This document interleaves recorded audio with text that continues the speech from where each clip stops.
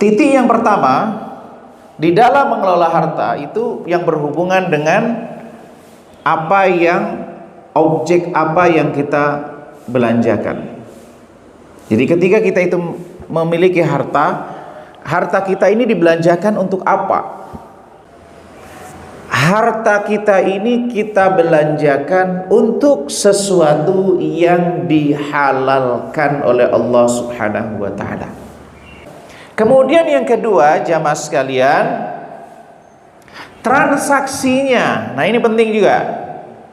Pertimbangkan akad yang kita pakai.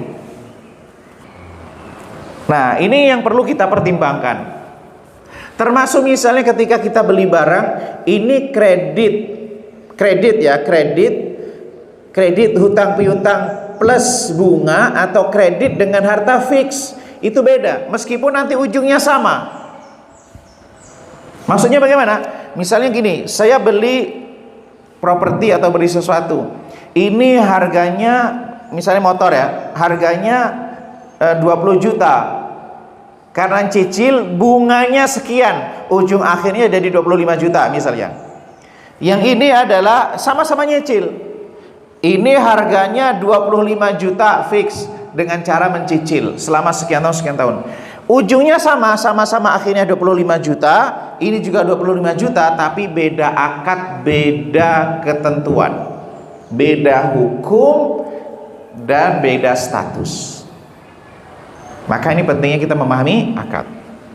Yang ketiga adalah selain kita objeknya, kemudian juga kita melihat akad apa yang kita pakai, kemudian juga yang perlu kita pertimbangkan adalah kadarnya. Di dalam agama itu kebutuhan itu ada yang sifatnya daruriyat, hajiat, dan tahsiniyat. Kebutuhan yang sifatnya primer, sekunder, dan tersier. Cuman ini definisinya kadang-kadang istilahnya sama, tapi kadang-kadang definisinya di dalam agama lebih spesifik. Kebutuhan daruriyat itu adalah kebutuhan yang nggak boleh tidak. Kalau tidak terpenuhi, fisik bisa terancam, kehidupan bisa terancam, agama bisa terancam. Contohnya apa? Kebutuhan makan dan minum dan seterusnya. Kemudian berikutnya adalah hajiat. Hajiat itu adalah memang nyawa tidak terancam, fisik tidak jadi cacat, tapi kalau enggak terpenuhi, hidup jadi masalah. Yang ketiga, yang paling ini adalah itu tahsiniyat atau kamaliyat, itu pelengkap. Itu mau dipenuhi atau tidak, itu nggak ada masalah hidupnya. Cuman kalau dipenuhi, dia akan lebih enak dipandang. Ya, kalau properti itu properti hiasan-hiasan dinding dan seterusnya. Kalau ada, itu akan lebih kelihatan sempurna. Tapi kalau nggak ada, hidup nggak bermasalah. Maka ketika kita mau belanjakan harta, kita harus pertimbangkan kadarnya. Mana yang butuh, mana yang keinginan. Nah, membelanjakan harta melebihi kebutuhan, di luar kebutuhan, itulah namanya israf. Berlebihan dalam memanjakan hartanya adalah ketika dia mengeluarkan hartanya tidak ada manfaatnya. Maksudnya bagaimana? Ketika kita membelanjakan harta, maka harus kita tahu kadarnya. Setelah tahu kadarnya, kita melihat persoalan yang keempat, berhubungan dengan dampak maslahat mafsadahnya. Misalnya, mohon maaf, orang mau beli makanan dan minuman, sama-sama mubah. Yang satu menambah kolesterol, yang satu menambah darah tinggi ya. Kira-kira dipertimbangkan yang mana gitu? Tergantung masalah dia di mana. Ya.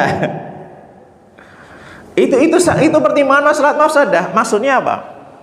Bahwa dampak kepada diri kita, juga keluarga dan seterusnya. Bahwa kalau mau ngambil makanan, sama-sama ini makanan, sama-sama makanan. Tapi kan ada dampaknya juga untuk kontrol diri dan seterusnya. Kemudian berikutnya, dengan pihak siapa? Yang kelima, kita itu bertransaksi. Itu perlu menjadi pertimbangan bagi seorang muslim. Maksudnya bagaimana?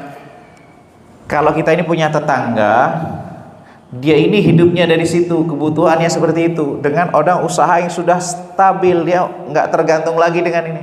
Maka ketika kita belanja dengan saudara kita di pedagang dan seterusnya, ini kan dia untuk menafkahi keluarganya, untuk kebutuhan hidupnya dan seterusnya, itu akan lebih maslahat dengan kita di tempat yang lain. Ini perlu pertimbangan-pertimbangan penambahan, memang tidak menentukan. Termasuk misalnya, mohon maaf jemaah sekalian, hukumnya muamalah itu boleh bertransaksi muslim dengan non muslim. Namun bila ternyata ada seorang pihak tertentu atau pihak tertentu punya unit usaha ini membiayai satu hal yang berdampak negatif terhadap eksistensi kita, maka tidak selayaknya atau bahkan sebagian ulama mengatakan haram kalau kemudian kita bertransaksi dengan mereka. Bukan haram transaksi awalnya, tapi dampaknya. Apa diantaranya adalah bertransaksi dengan misalnya produk-produk yang berhubungan dengan Zionis misalnya. Segala aturan yang Allah Subhanahu wa ta'ala tetapkan itu maslahatnya untuk kita. Allah itu sayang dengan kita. Allah itu ingin memberikan yang terbaik bagi kita, maka dibuatlah aturan, dan aturan itu semata-mata untuk kemaslahatan kita. Meskipun kadangkala kita itu belum melihat maslahat apa di balik peristiwa itu karena keterbatasan jangkauan informasi kita. Mungkin ini yang dapat saya sampaikan jemaah sekalian karena Allah Ta'ala. Allah bihamdika, asyhadu an la ilaha illa anta, astaghfiruka wa atubu ilaik. Assalamualaikum warahmatullahi wabarakatuh.